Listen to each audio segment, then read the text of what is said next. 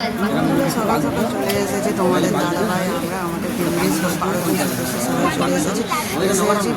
কথা হয়েছিল আজকে সাতের কাছে পৌঁছে দেবো বলে। তাই এদিকে দেখো কী দিয়েছে, মেয়েতে দুলকোর আংটি দিয়েছে, বারবার খুলে যাচ্ছে। আমরাও করে নিয়েছি, তো ওর হাতে ও বাচ্চা মেয়ে বারবার খুলে ফেলছে। আর ভুজিতে কী লাগে দেখো, আদর চাল, টাকা, সুপারি, একটা কলার মান্দাস, ফুল, কেস সব লাগে, কলা পাতা। তাই এদিকে আমাদের ফ্যামিলিটা পুরো 80-85টা লোক, তো 80টা লোক ভুজি দিতে বসেছে। এই যে ঠাকুমা বসে আছে সাদা কাপড়, আমার স্বামী মারা গিয়েছে, মানে আমাদের দাদা শ্বশুর মারা গিয়েছে।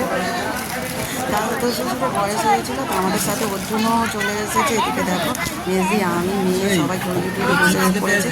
তা সব সবাই তো একসাথে বসতে পারে না, তাই কিছু লোক দাঁড়িয়ে আছে, কেন অনেক বড় ফ্যামিলির অনেক সদস্য বলে অনেক 3টে লাইন হচ্ছে, তাও কমপ্লিট ছাড়তে পারছে না। তো এই দেখো আমাদের সাথে তো তোমাদের দাদাভাই বুঝতে পারেনি, তার জন্য দেখো পরের বারে আমাদের ভুজি দেওয়ার পরে তোমাদের দাদাভাই, মা, মেজদা, বড়দি সবাই পরের বারে বসেছে। আর এই হলো দাদা, মানে আমাদের ঠাকুর মশাই ও বাপ, তো ইনি এসেছে এখানে ভুজি দেওয়ার জন্য, কাজের ব্যবস্থা আছে। আর এদিকে আছে যে দাদা মশাই মারা গিয়েছে, তার সেই দাদা মশাই খুব সুন্দর ডেকোরেট করেছে। এখানে সেই দাদা মশাইয়ের ছেলে 3 কাকা বাবু আর তাদের বৌমা বউ সবাই সাধ্য কাজে বসেছে। আর এদিকে দেখো খাটটা একটা তরকারি পেতে দিয়েছে, দাদু যা যা প্রয়োজনীয় জিনিস লাগবে সব কিছু এখানে দিয়ে সাজিয়ে দিয়েছে। আর ওদিকে হচ্ছে আজকে শুক্রবারে মারা গিয়েছিল রাত 8টার পরে, সেই জন্য রোজ পেয়েছে।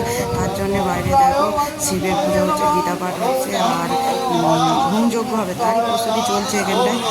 আর এদিকে দেখো 3টে আমাদের পুজো করতে বসে পড়েছে। আর আমাদের সাধুর কাজের পরে মানে যারা আমরা ভুজি দিয়েছি তাদের সবাইকে মুড়ি, খই, বাতাসা দেয়, এটা খাবার নিয়ে। তারপরে এই কাকাবাবুদের বাড়ি আমাদের খাওয়া দাওয়ার নিমন্ত্রণ আছে আগের থেকে, তো সেখানেই খাওয়া দাওয়া হবে। এদিকে তোমাদের দাদা ভাই সবাই ব্যস্ত।